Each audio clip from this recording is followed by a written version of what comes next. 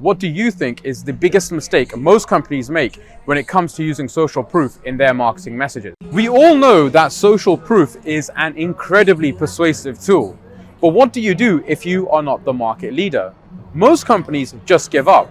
This is the big mistake. What you should be doing is getting creative. If you aren't the leading brand, all you need to do is pivot your message. Here's how you do it. For example, you can talk about your total number of sales, your percentage of growth, that you are the fastest growing company, or that you are the leading brand in a subcategory. There really is no limit to the different number of scenarios that you can come up with. Two of the most creative examples of what I call the social proof pivot come from Apple. Apple very cleverly created the impression of being a market leader without even using any facts. The first example comes from Apple's headphones. You may think that Apple's phenomenal growth since the early 2000s was because of the iPhone or even the iPad. But according to Business Insider, perhaps the company's greatest innovation was their white headphones. Back in the early 2000s, all MP3 players had black headphones. If you saw someone listening to their MP3 player, you wouldn't know whether they were listening to a Sony or a Panasonic MP3 player. When Apple, however, launched the iPod in 2001, their headphones were white, which clearly telegraphed to everybody market leadership.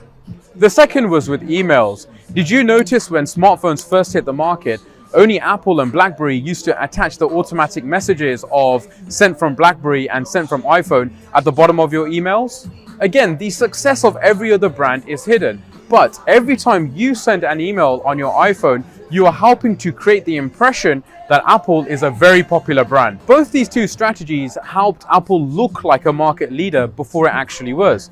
That, of course, then contributed to them actually going on and becoming a market leader.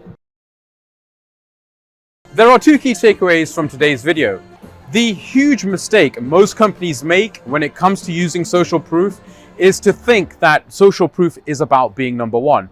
It absolutely is not. Social proof is about creating the illusion of popularity, and as you've seen in today's video, there are many different ways in which you can do that. The second key takeaway really is that we are a social species. We are hardwired to seek safety in numbers, and that includes decision making. Familiarity creates popularity, and popularity creates brand equity.